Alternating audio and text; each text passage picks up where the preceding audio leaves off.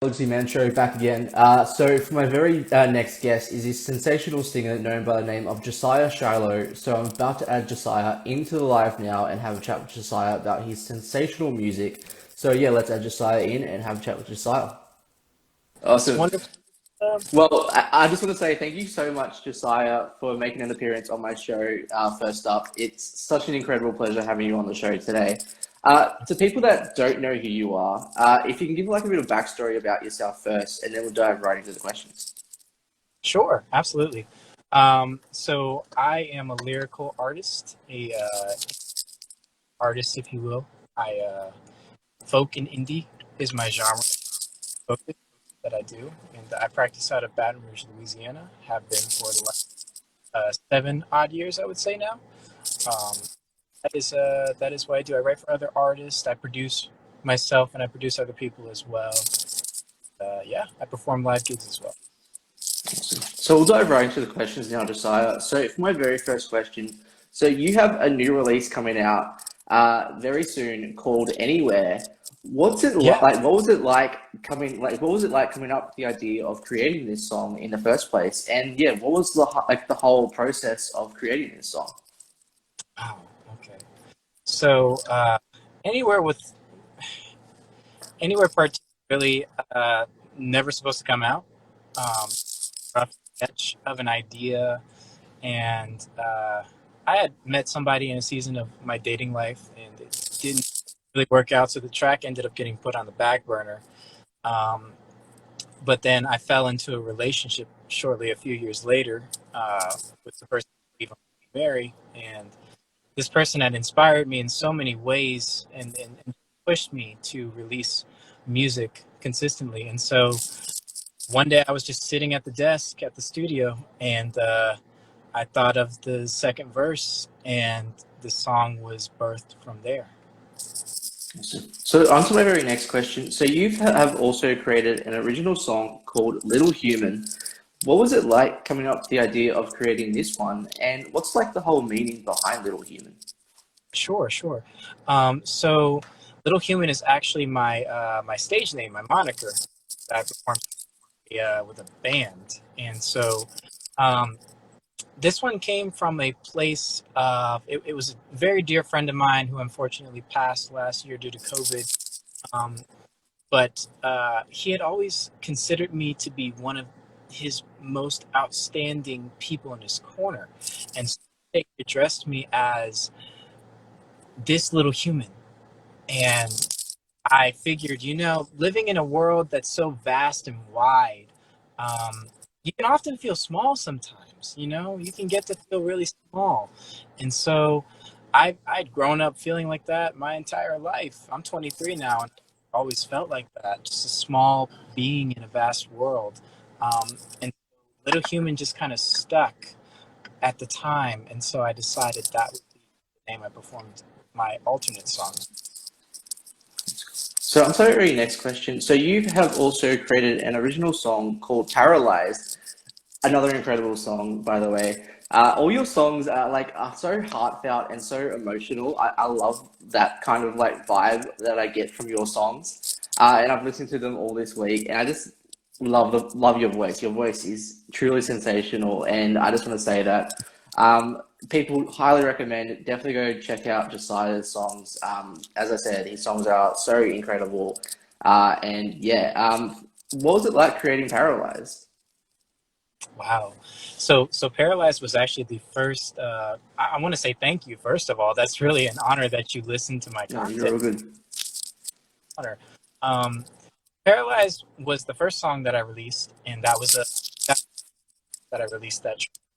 Um, and it was the first song that I felt was really driving towards what I wanted my music to be. Just emotional in all sorts of ways, open and vast in expressing the human condition, really. And so that song caused me to become fixated with the goal in saying I need to focus on the human condition. I need to be able to relay what the normal person feels on levels of life, love, lust, sex, everything. And so Paralyzed was the first song to be birthed in my repertoire and start my music career. So on to our very next question. So onto the side of the music career, like what made you decide as Josiah to get into the whole music process in the first place? You know, my aunt on my mom actually bought me a guitar when I was 8, at a Toys R Us when those were around. Um, and unfortunately, I didn't pick it up really until maybe 4 years later, 6 years later. My separated, and they were going through a divorce period. Um, and I felt so. Uh, I felt like I didn't have any control over the situation. So I was sleeping in my dad's workout space at the time. He wasn't home. And I saw this guitar. I would glance at it every day for like a few weeks and finally decided, I'm gonna try something. And I guitar and went on YouTube and learned the rest, and the rest. So on to our very next question. So who would be your like all-time inspirational person or music artist that you look up to and want to be like inspired to? And yeah, who do you look up to? Wow. It'd be hard to label any one particular artist or individual musician, but currently I would say an artist that's signed to Warner Music Group. His name is Patrick Jerome. Inspiration for a lot of the expression, and I would say pursuits of life, which have given me more for to write about. So on to our very next question. So what does performing music mean to you as an artist? Um, Gosh, it means life. It means breath. It means existence. Um, it means freedom. You know, it means that there is almost nothing. I feel whenever I'm performing, I feel like there's nothing holding me back. I feel free and expressive and different. I love feeling different.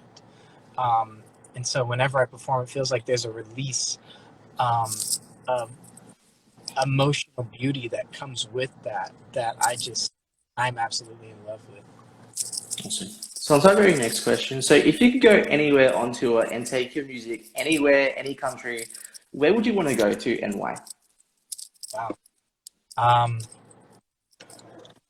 I would say if I wanted to practice as a musician anywhere else, I would say London. A lot of famous British rock groups, a lot of individual artists, very successful repertoires have come out of London. But if I were to, as a residential space, like practice music and live there, I would say Nashville. Nashville has been on my heart for many, many years, and I recently city last year in October for the first time and absolutely fell in love with it. Um, yeah. Awesome. So on to our very next question. So if you could work with any top three music artists in the music industry, who would they be and why?